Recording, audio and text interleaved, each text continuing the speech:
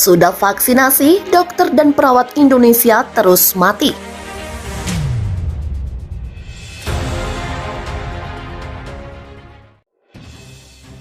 Dokter dan perawat di Indonesia terus meninggal karena COVID-19 meski sudah divaksinasi secara lengkap.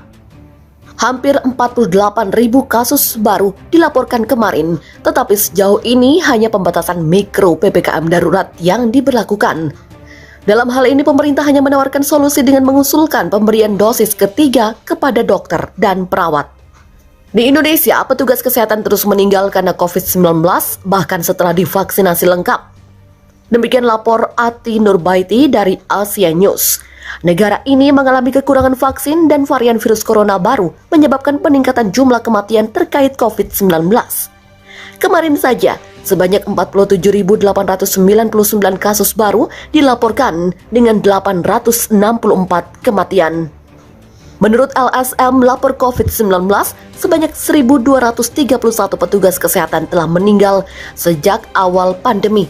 Salah satunya adalah Risma Dwi Anissa, pegawai Palang Merah berusia 25 tahun yang sedang hamil. Kematiannya pada Senin itu menimbulkan kekhawatiran. Dia bekerja di unit Surakarta, Provinsi Jawa Tengah.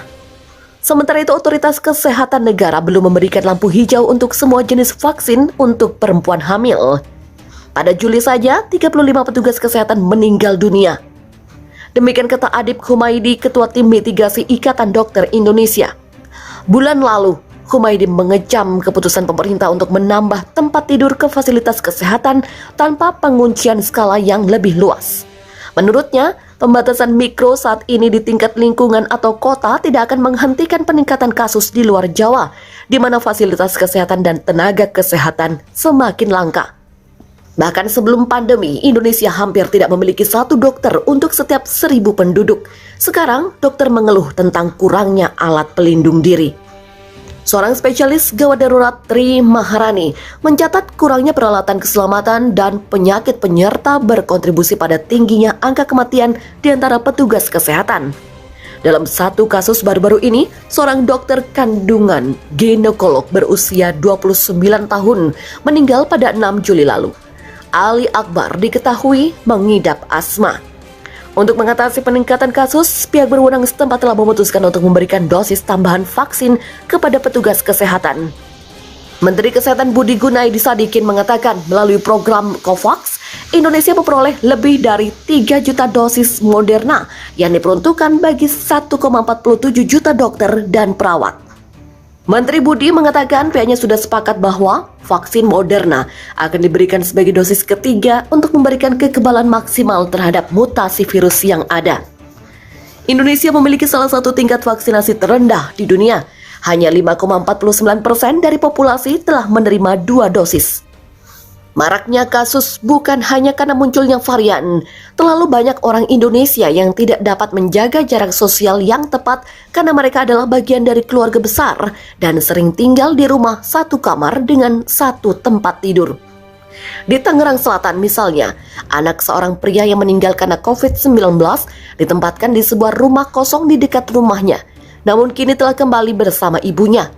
Sebuah organisasi masyarakat setempat berharap untuk memindahkan mereka kembali ke rumah kosong, sementara rumah mereka didesinfeksi. Ratusan dokter meninggal, masih ogah lockdown Jokowi? Seruan baru untuk penguncian nasional atau lockdown di Indonesia kian menguat karena lebih banyak dokter meninggal menderita COVID-19. 30 dokter telah meninggal karena COVID-19 hingga bulan ini di Indonesia, saat tanah air masih berjibaku memerangi gelombang kedua infeksi yang didorong oleh varian Delta. Hal inilah yang kemudian memicu seruan baru untuk memberlakukan penguncian nasional atau mempertaruhkan situasi yang mengerikan seperti di India. Dalam keterangannya, Ikatan Dokter Indonesia menghimbau kepada pemerintah untuk memberlakukan lockdown minimal 2 minggu, khususnya di Pulau Jawa, dengan tambahan penegakan hukum yang maksimal. Jawa adalah pulau terpadat di mana ibu kota Jakarta berada. Dr. Adib Humaydi, Kepala Tim Mitigasi IDI, menandai beberapa statistik suram di beberapa pusat gempa di Jawa dalam sebuah briefing online. Dia mengatakan Kudus, kabupaten terkecil, telah mencatat 231 dokter saat ini dirawat di rumah sakit atau melakukan karantina mandiri di rumah.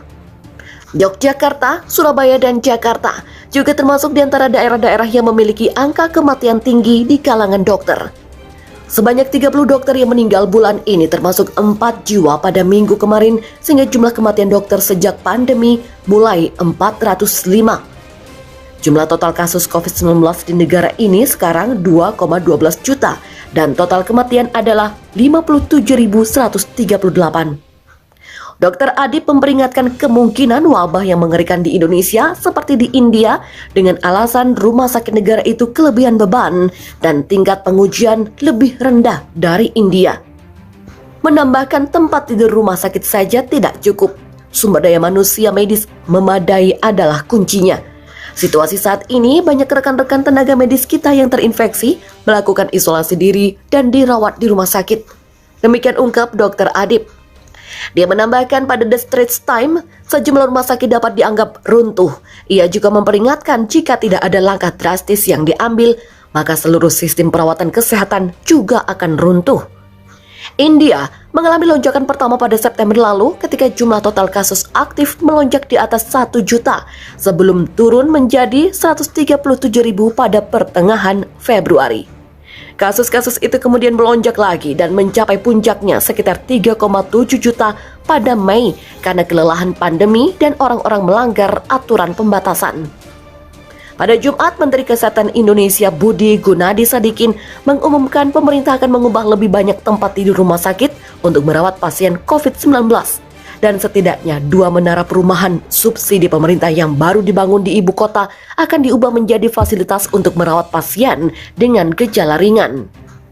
Pada Minggu, seruan untuk memberlakukan penguncian skala besar daripada penguncian lokal saat ini juga datang dari cabang legislatif dengan Wakil Ketua Komite Kesehatan DPR Charles Honoris mengeluarkan pernyataan yang mengatakan kepada pemerintah untuk setidaknya memberlakukan penguncian keras di Pulau Jawa. Kurva epidemiologi Indonesia digambarkan sebagai hampir menjadi garis vertikal menyerupai India pada April lalu. Sementara itu, Indonesia pada Minggu mengeluarkan persetujuan penggunaan darurat untuk vaksin Sinovac yang akan diberikan kepada orang berusia antara 12 dan 18 tahun.